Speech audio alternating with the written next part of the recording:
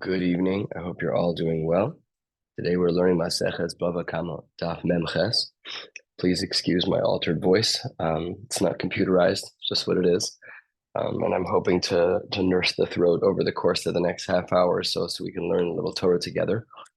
Please excuse my absence the last couple of days.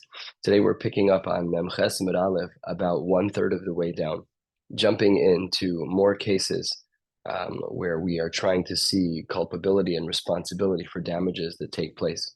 The Gemara starts at the two dots. There was a woman that went to go be mepa, that's from the word ofet, to bake. She went to go bake at her friend's house. So let's say Rachel went to go bake at Penina's house. While Rachel was at Penina's house, Asa Barcha, a goat that belonged to Penina, Demari de Besa, that was owned by the master of the house, Achla Lalisha. So Penina's goat ate Rachel's chalado, Chavil, his body overheated, and Vimist, and the animal died. So we want to know who is going to be held responsible. Does Rachel, who's a guest in the home, have some degree of responsibility for the death of this goat who consumed Rachel's chaladon? Yes or no? Says the Gemara, Chayva Rava l'shlume demei barcha. Rava says that Rachel is obligated to pay the value of the goat that died from consuming Rachel's chaladon. Lema, perhaps we should say that pliga adirav. Perhaps this statement of the Gemara, this little story, argues with the Shita of Rav. To Omar Rav says, Hav Yallah Shelo Tochal. As on the previous couple of blot, we've seen this idea that really the animal shouldn't have eaten as much as it ate. That's not Rachel's fault. And perhaps, therefore, this story on this page over here about the goat eating Rachel's chalado in Penina's house is not the same as Rav, because Rav seemed to place the burden on the animal itself, that the animal ate an abnormal amount of chalado. So says the Gemara, Amar Hachi Amre, they responded, Hachi Hashta. You can't even compare the two cases because Hasam Shelo Birshus, when Rav was discussing his case, that was dealing with a scenario of Shelo Birshus, when the food that I brought to that animal was Shelo Birshus. And then Lo Kabilale, because it was Lo Kabilale Nitirusa, because I was there with no Rishus, I had no Achrayas at all. But Hacha Birshus, over here, when there is Rishus, namely Penina welcomed Rachel into her home, Kabila Leni Tirusa, therefore Rachel did accept a degree of responsibility in regards to what the animal would have consumed. And therefore Rachel, according to Rava, is held accountable, and there is no machlokes between Rava and Rav. Both cases are clean. The Gemara says halfway down, wait 1 second. We have another case that may not stem perfectly with what we've just learned. Says the Gemara, Umayshna, why is what we've learned any different than the following case? That there's a particular woman who went to go grind wheat. She goes into someone's house to grind her wheat, but she does so without permission. The animal ate it and got injured, pater. But if it damaged, then it's going to be chayeves. So the Gemara makes a diuk from this case, Taima. The reason why this is true is shelo birshus. But what's implied from here is ha birshus. Had it been that she was on that property with permission, then petura, then she'd be pater. But that's exactly the opposite of what we learned in the case that we started with. In the case that we started with, we learned we learned that if Rachel had permission to be on Penina's property, she had rishus, that's when she's chayeves. So we see a seeming stira between the cases.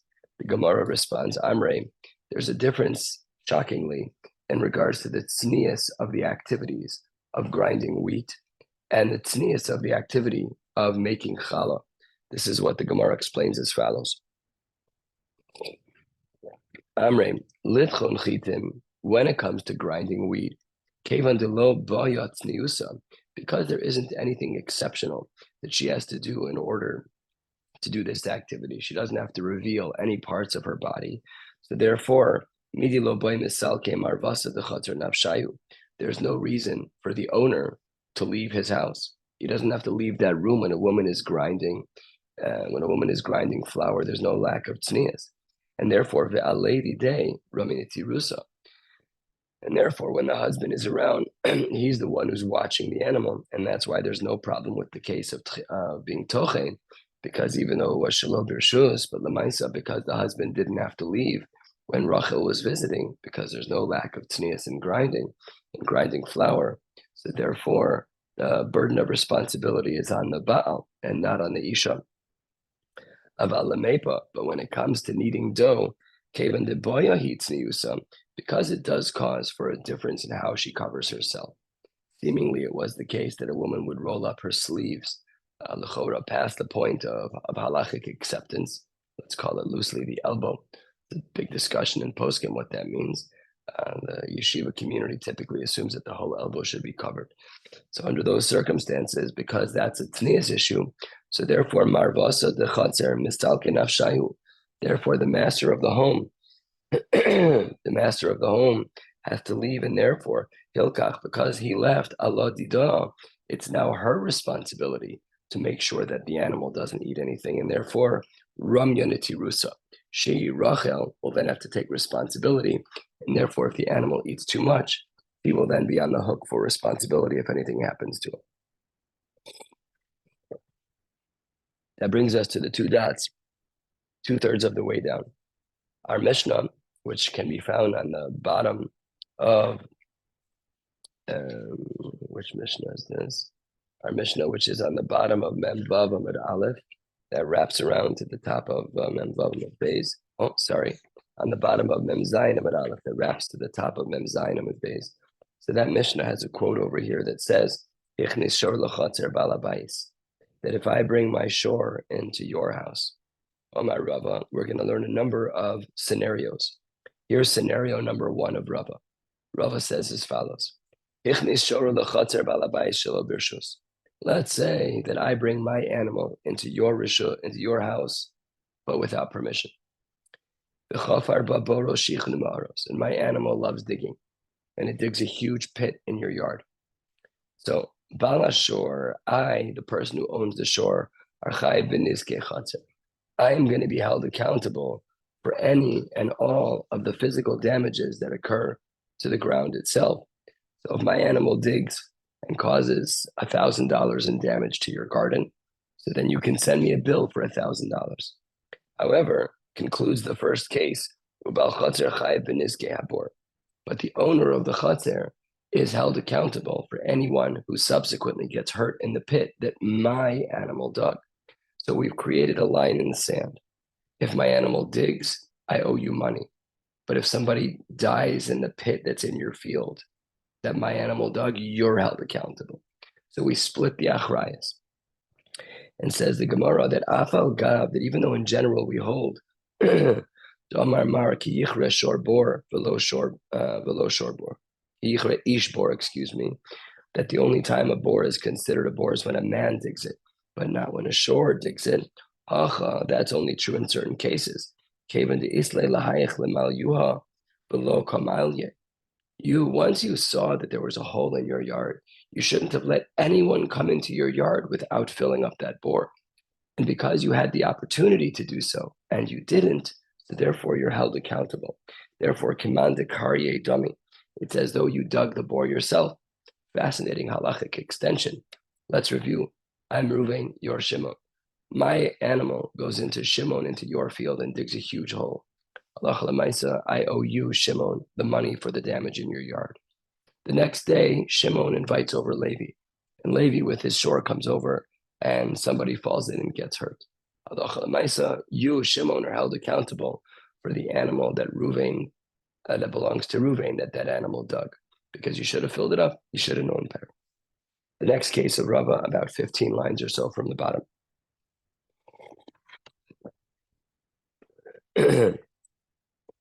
Amar Rabba, again, my animal goes into your field, into your chatzer, with no permission. Either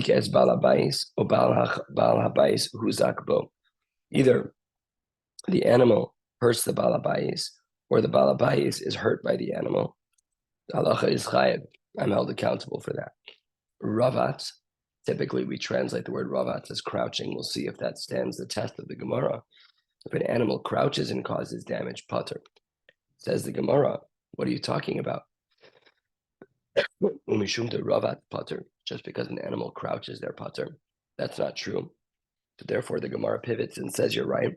Amar of Papa, my ravats. What does it mean in this case, in this memra of Rava, when it says ravats? It doesn't mean regular crouching. It means instead, shehir beats gilalim, that the animal defecated and went to the bathroom, v'nitnefu kelav shel balabayis. And in the process of the animal defecating, it fell onto your kalim, the feces, and it stained and dirtied your kalim. So in such a case, the havya galalim bor. In that case, the galalim, the droppings, were considered like a bor. Below matzinu bor shechai bo esa kalim.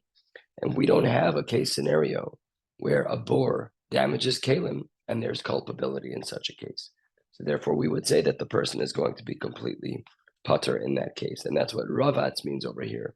Not that the animal crouched, but rather that the animal's droppings caused dirtying or damage to kalim, but because the galalim were a bor and the damage was considered to be to kalim, so therefore the person is pater. So that's what the Gemara says. But 7 lines from the bottom, the Gemara raises a challenge.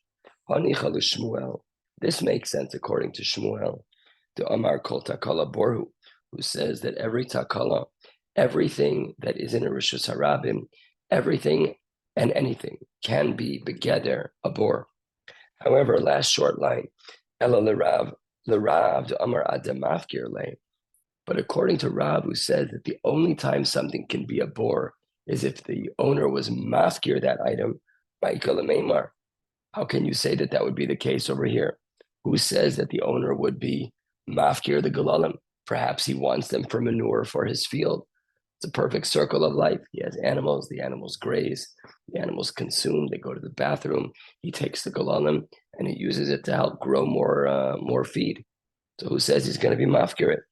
First of the long lines on Memches and Aleph, the Gemara says, Amrei stam galalim afkurei mafkir lu. In general, that's our halachic assumption, that we assume, sorry for the voice, that we assume, in fact, that the owner is going to be mafkir, the galalim, going to be mafkir, the feces. And that brings us to yet another case. Let's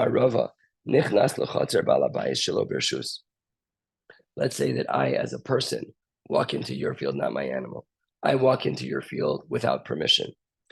And the hizik es balabais, and I either hurt you, or balabais huzakbo, or you bump into me and therefore you got hurt. Says the Gemara, kayev. In either case, if I cause damage to you directly, or if you bump into me without seeing me, I am held accountable for that because I'm in your field without rishus. However, Eziko balabai is pater. If you, Shimon, hurt me, Ruvain, you're still, what's the din there? The halacha is that you're going to be pater. It says the Gemara, Amar of Papa, when do we say that you, Shimon, are pater from damaging me, Ruvain, when I break into your yard? Says the Gemara, Lo Amar el de lo hava yediabe. The only time Shimon's pater from hurting me, Ruvain, when I invade your privacy, when I walk into your field, is if you didn't know about me. Avo, hava yodabe. But if you knew I was there, then hiziku balabayis chayiv. Then Shimon, if you hurt me in your property, you would be held accountable. My time on. What would be the reason for this? After all, I broke into your property. So why wouldn't halacha say that Shimon should be pater against me no matter what happens? So says the Gemara, a beautiful svara. Simple, but beautiful. Says the Gemara, my taima. Why would we say the Bailam are chayiv under those circumstances if they know that I'm there? Because mishum to amar le, I, the person who broke into your yard, can say, Nehid islach reshusa le'afuki. You have every right to kick me out of your property. But le'azuki leslach reshusa. But you have no permission to hurt me in order to get me off your property. That's not allowed. That's what the Gemara says. And v'azdu leta'amayhu. They go according to their own reasonings. To Amar Rava, v'itema Rav Papa, turning to the top of Memches and the Beis, and we'll be going to the Mishnah, 4 lines from the bottom of the page. Where do we see a raya for their shitas? So says the Gemara, Shnehem birshus or shnehem shelo birshus. Let's say that you have two people. Both of them are allowed to be where they are, or both of them are not allowed to be where they are. Wherever they are, they're on level playing fields. Not allowed or allowed. So the halacha is, that if they hurt each other, they're chayiv. But if they accidentally bump into each other, they're pater. Taima de shneim birshus or shneim shelo birshus. Aval echad birshus ve'echad shelo birshus. The birshus pater shelo birshus chayiv. That if you're allowed to be there, you're pater. If you're not allowed to be there, you're chayiv.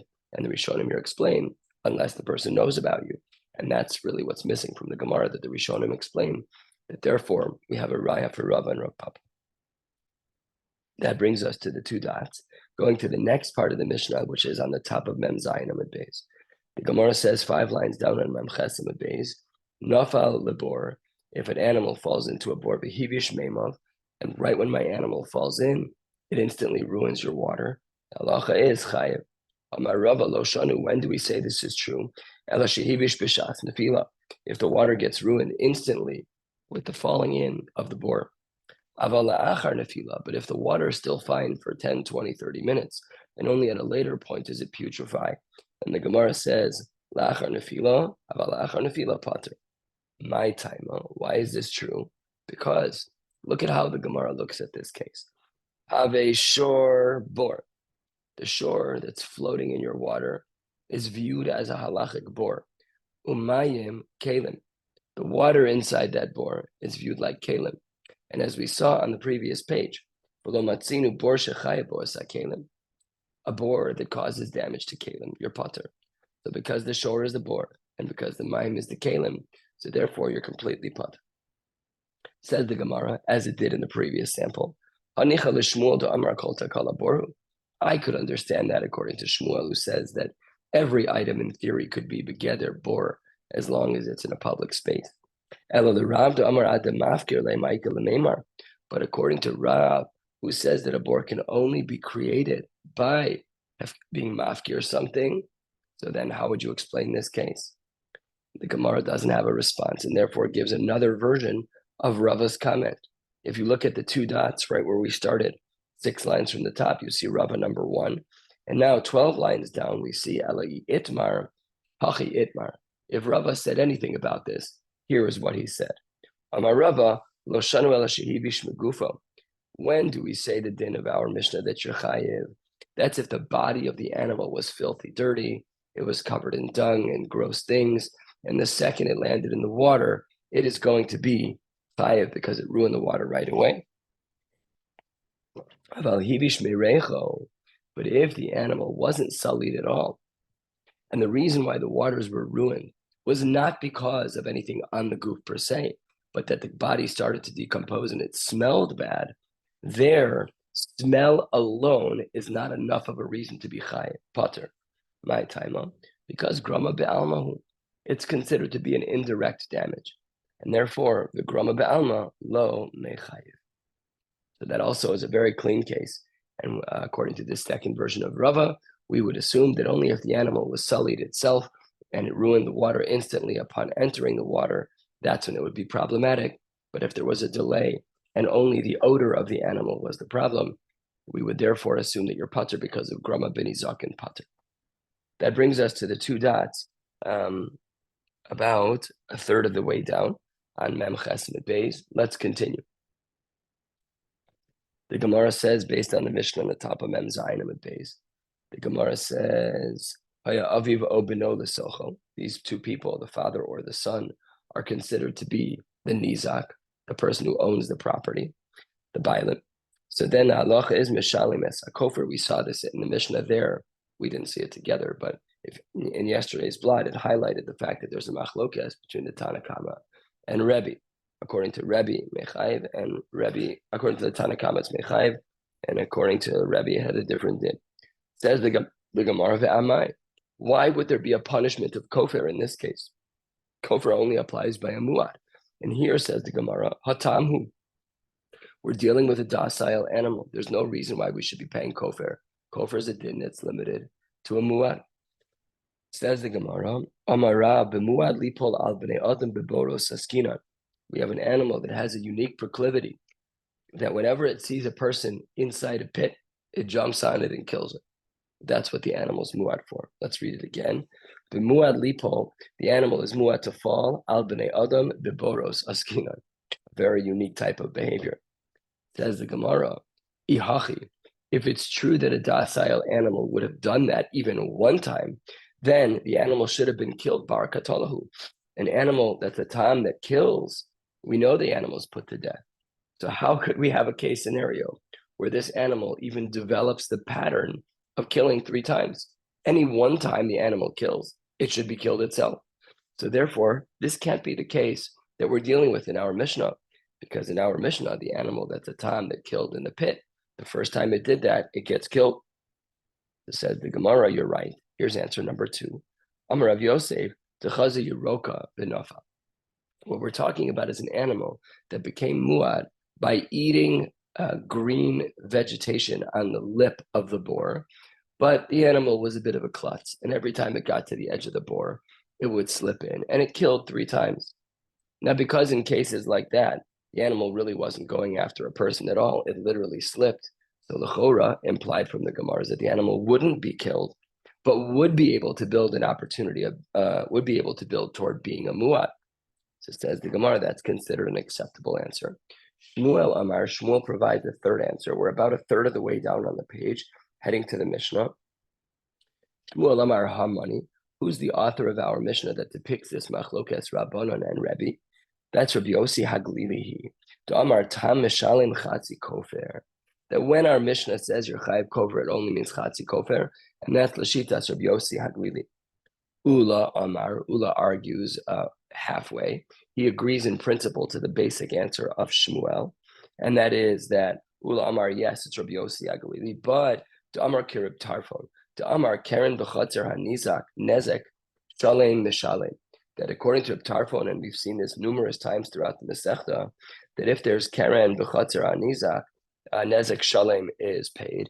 And here too, we would extend that din of nezek shalem being paid over even to a case of kofer hachanami, kofer shalem mishalem. This too would be a case for kofer shalem is mishalem. So the first answer is rejected. The second answer is accepted. And answers 3 and 4 are very similar. Whether or not we say Rabbi Yossi Haglili would hold that kofer in our Mishnah and Mem Zayin Amud Beis would be considered chatzi kofer or kofer shalim. Nevertheless, we have our case scenario. Says the Gemara, Bishlama Ula. I understand according to Ula's answer, and Ula had told us that we're dealing with Rabbi Tarfon, and there's Keren b'chatzer hanizak, hainu dekatani, haya aviv o imo o beno lesochel. I understand that case, because that case had to be b'chatzer hanizak, and the father or the son is assumed to own that piece of property. That's why the case in our Mishnah had to specifically refer to that.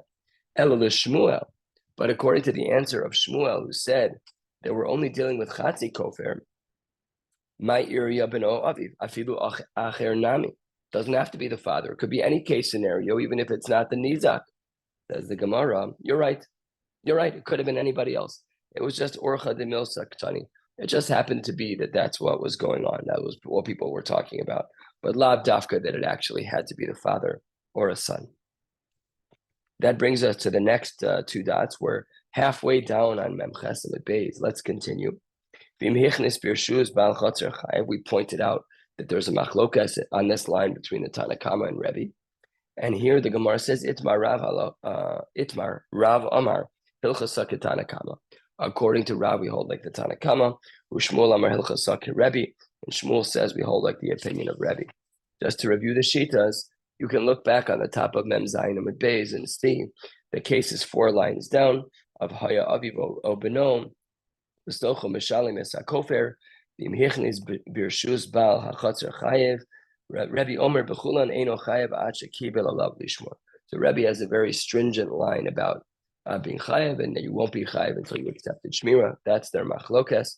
In our Gemara, Rav sides with the Tanakama, Ushmuel Amar Hilchasaki Rebbe. And now the Gemara is going to present a brisa that seemingly has an internal stira, unclear as to who the brisa supports. Does it support the Rabbanon, the Tanakama, or does it support Rebbe? Let's take a look at the brisa and see. It's a short brisa, jam-packed, and we'll have to unpack it. Tanu Rabbanon. If a man says, Knos shorcha v'shamro, yes, you, the outsider, can come into my property, just please watch your animal. So I'm Ruvain, you're Shimon. Shimon, come into the Rishus of Ruvain, come into my Rishus, but please watch your animal so that nothing happens. And then Hizik Chayev, Huzak Pater. If Hizik, if the animal damages, then Chayev. But if Huzak, if the animal gets damaged, then Pater. All of this makes sense. Why should he be Hizik Chayev? Because you can come into my property, but you have to take achrayus for your animal. Fine. What if the seif of the brisa says the language of me when I let your animal in is a little bit different? What if I say Knos shorcha v'ani ashmerenu? You can bring your animal into my property, but don't you worry about any damages. I'll watch your animal. All is good. Nothing to worry about. So to this, the Gemara says in the brisa, Huzak chayev, that if the animal gets damaged chayev, but hizik pater, and that makes perfect sense as well. Because if I, as the Baal Bayis, am going to take achrayus for your animal, so then I can't then say you're held accountable if your animal damages. I took achrayus for your animal, and therefore hizik would be chayav. But the Gemara points out that there's an implication of the Resha and an implication of the Seifa that don't align with one another. And let's take this apart. These are multi-step processes on both sides to get to the point that we need to get to. So let's hold cup to figure this out. Says the Gemara, Hagufa Kasha, we're 2/3 of the way down. Amris, you said in the Resha, Kenos Shorcha V'Shamro. You said that if I, Ruvain, allow your animal into my property, but only as long as you, Shimon, watch your own animal. We said, Hizik Chayev and Huzak Pater. Taima, the reason why you would be held accountable, you who are visiting my property, when your animal damages, is because to Amar Le Shamro. Because Ruvain, I, the owner, said to you, you need to watch your animal. There, the owner of the shore is held accountable, but that has nothing to do with me. I told you to watch your animal. What does that teach us? Hastama, with no warning at all, what would that have taught me? The fact that the Baal Chater had to say you need to watch your animal implies that had he said nothing, that I, the Baal Chater, would be held accountable, upater Baal Hashor. And this teaches us the deepest point of this shita, dibistama mekabel aleini tirusa. We assume, according to the Resha, from diuk upon diuk, we assume that if you come into my property and I don't specifically tell you to watch your animal, that I, the homeowner, not you, the animal owner, but I, the homeowner, you're visiting, I let you in, that means I take achrayus for the damages that your animal does. That's the Resha. But in a Seifa, the exact opposite is inferred from the case of the Seifa. If I said, Knos shorcha v'ani eshmerenu, if I said you can bring your animal in and I, the Baal Chater, will watch it, then the exact opposite takes place. Huzak chayev hizik pater. It's hizik pater because I took responsibility. So if your animal damages me or my animal, I can't hold you accountable. I said v'ani ashmerenu. Taima to Amar Le, the reason why this is that way is because I said to you, v'ani ashmerenu, I take responsibility for your animal. Udmechayev Baal Chater upater Baal Hashor. That's why I, the owner of the Chater, am held accountable for your animal's damage and not you, the Baal Hashor, because I said, V'ani ashmerenu. Oh, what's the deal here? Hastama, I didn't say anything to you, if I didn't say, V'ani ashmerenu, what would that have implied? Would have implied, Chay Baal Hashor upater Baal Chater. The fact that the Baal Hashor said, Baal Chater said, the fact that the Baal Chater said, V'ani ashmerenu, means that he was taking extra responsibility. But had he said nothing, says the Gemara, then bistam, we would have assumed that the burden was on the Baal Hashor. And if that's true, then we have a problem. Because if Chay Baal Hashor Pater Baal Chater, the bistam lo mekabel alein tirusa, that in general the Baal Shor would not be mekabel rishus, so then that means that the Resha and the Seifa are not authored by the same people. Asan the Rebbe, the Amar Achi Kabel Alein Tirusa Baal Bayis Lishmor. That latter part of the Mishnah, of the Brisa, I should say, seems to imply like Rebbe. So that means Resha Rabbanon, the Seifa Rebbe, this short Brisa that we just learned of Knos Shorcha V'Shamro or Knos Shorcha V'ani Ashmerenu, that Brisa is a Stira Minei Ubei, at least the implications of them are. So how can it be that the Resha is the Rabbanon and the Seifa is Rebbe? So the Gemara provides a handful of answers over here. Answer number one, Amar Rebbe Lazar, Tavra. You're 100% right. Tavra, from the language of Shavur, Taf and Shin are interchangeable. The Bryce is broken. There's something wrong with it. Misha Shanazu, Lo Shanazu. Whoever authored the first part of the Brisa, in fact, did not author the second part of the Brisa. But Rava takes a vastly different approach, as does the Shita of Rav Papa. Rava Amar really kula Rabbanani. All of this is the Rabbanan. And I did the Nasi Resha Shamrom Tana Seifa V'ani Yashmerenu. He says that because the Resha said one way, we wanted the Seifa to say a contrasting way, because that way there's a flip-flopping. It makes it a little easier to remember. This case, yes. This case, no. But really, everything is like the Rabbanan. And we can't make the inference from the Seifa like the Gemara posed. Rav Papa does the exact opposite. Rav Papa Amar, Kula Rebihi, really the whole Brisa, where part number one is Knos Shorcha V'Shamro, and part number two is Knos Shorcha V'Ani Ashmerenu, is all Rebbe, the final Shita in our Mishnah on Mem Zayin. And Tana Seifa, Kula Rebihi, the Savar like Reb Tarfon, but Rebbe holds like Rabbi Tarfon to Amar, Karen B'Chatzer Anizak, Nezek Shalim Eshalim, that he holds that if there's damage b'chatzar anizak, that you have to pay a nezek shalim. And if that's true, says the Gemara Hilkach, Amar le Shamro, lo makni le b'makom chatzer, lo makni le makom b'chatzer. When he says Shamro, what he's saying is that when you bring your animal into my property, he has no rental space in my property. The animal is completely yours. V'havi le karen b'chatzar hanizak. Your animal is in my chatzer, and really, it doesn't have any place there. And what if lo amar le shamro? What if he didn't say that? If he didn't say, when I welcomed you into my yard with your animal, if I didn't say to you, come into my yard, but you have to watch your animal, so then really I am giving you real estate in my yard. Then aknuye akne le makom b'chater. It's as though I've given you an acquisition of some space in my field. And therefore, v'havi le chater hashutfin. And therefore, it's as though gorgeous. It's as though we're shutfin now because I gave you a spot, and this is how Rav Papa understands it. The Karen v'chatzar shutfin enu meshalem alachatzi nezek, and that's why the din is the way that it is. And maybe, perhaps, in this brisa there is no stira. So let's just summarize this last piece. We had spoken about in our Mishnah on Mem Zayin and Beis Machlokas Rebbe and the Rabbanon. We have a brisa over here where it says Knos Shorcha V'Shamro, that the din would be that the responsibility would be on the Baal HaShor. But if the Baal HaBayis said Knos Shorcha V'Ani Ashmerenu, then the burden of responsibility would be on me, the owner of the house.